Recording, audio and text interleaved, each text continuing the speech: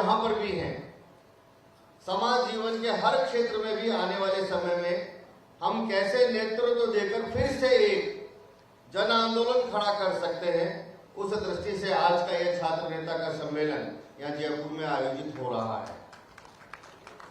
हम सब जानते हैं कि देश की स्वाधीनता के समय ही अपने देश ने डेमोक्रेसी लोकतंत्र को अपनाया। जहां भी लोकतंत्र है, चुनाव उसका एक अनिवार्य पार्ट है।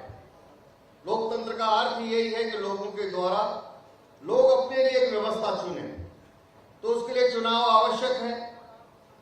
भारत में भी लोकतंत्र है, तो लोकतंत्र होने के कारण से हर बार हर स्तर पर ये चुनाव के माध्यम से हम अपने लिए व्यवस्था चुनते आए हैं। ये चुनाव की प्रक्रिया स्वस्थ हो, ये चुनाव की प्रक्रिया निष्पक्ष रहे, यह एक भारत जैसे बहुत बड़े देश के लिए एक बहुत बड़ा चैलेंज है। देश जब आजाद हुआ और देश में जब पहला चुनाव हुआ, उस समय देश के अंदर केवल 19 करोड़ वोटर थे। आज जब 2024 का लोकसभा चुनाव पूरा हुआ है, उस समय देश के अंदर 96 करोड़ वोटर हैं। भारत में इस बढ़ती हुई जनसंख्या, बढ़ती हुई आबादी, बढ़ते हुए वोटर की संख्या, हर बार चुनाव के अंदर बढ़ते हुए खर्चे, बढ़ती हुई व्यवस्थाएं, साथ में ही देश में बार बार चुनाव होने के कारण से हम सब काम करने वाले लोगों के कम होते कार्य दिवस यानी वर्किंग डेज कम हो रहे हैं।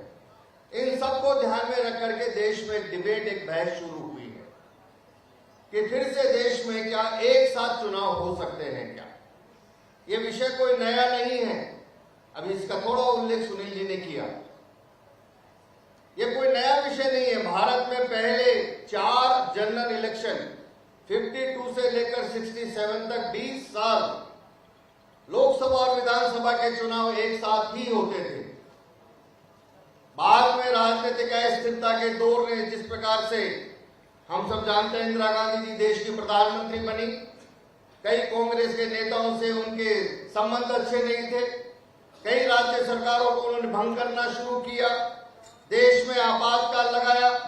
आपातकाल के समय लोकसभा का कार्यकाल भी उस समय बढ़ाया गया और भंग किया गया। इस सब के कारण से जो आज हम देश में जिस समस्या का सामना कर रहे हैं, ये समस्या की शुरुआत 67 के बाद हुई और आज देश की स्थिति ऐसी है कि पिछले 30 साल से भारत में यानी 95 से लेकर अभी 2025 जो चल रहा है, 30 साल में एक साल भी कोई भी ऐसा खाली नहीं गया है जब भारत में कहीं ना कहीं चुनाव नहीं हो रहे हो। यानी हर साल भारत में कहीं ना कहीं चुनाव हो रहे होते हैं। 2024 का लोकसभा चुनाव हुआ, उससे पहले राजस्थान, मध्य प्रदेश, छत्तीसगढ़ के चुनाव हुए। लोकसभा का चुनाव समाप्त हुआ, उसके तुरंत बाद महाराष्ट्र, झारखंड, हरियाणा, जम्मू कश्मीर के चुनाव हुए, दिल्ली के चुनाव हुए और अभी हम सबको मालूम है आने वाले 1-2 महीने के बाद बिहार के चुनाव है। बिहार का चुनाव समाप्त होगा, आसाम का चुनाव आएगा, बंगाल का चुनाव है, तमिलनाडु का चुनाव है, पुडुचेरी का चुनाव है, ये सब चुनाव होंगे, उत्तर प्रदेश, उत्तराखंड का चुनाव आएगा।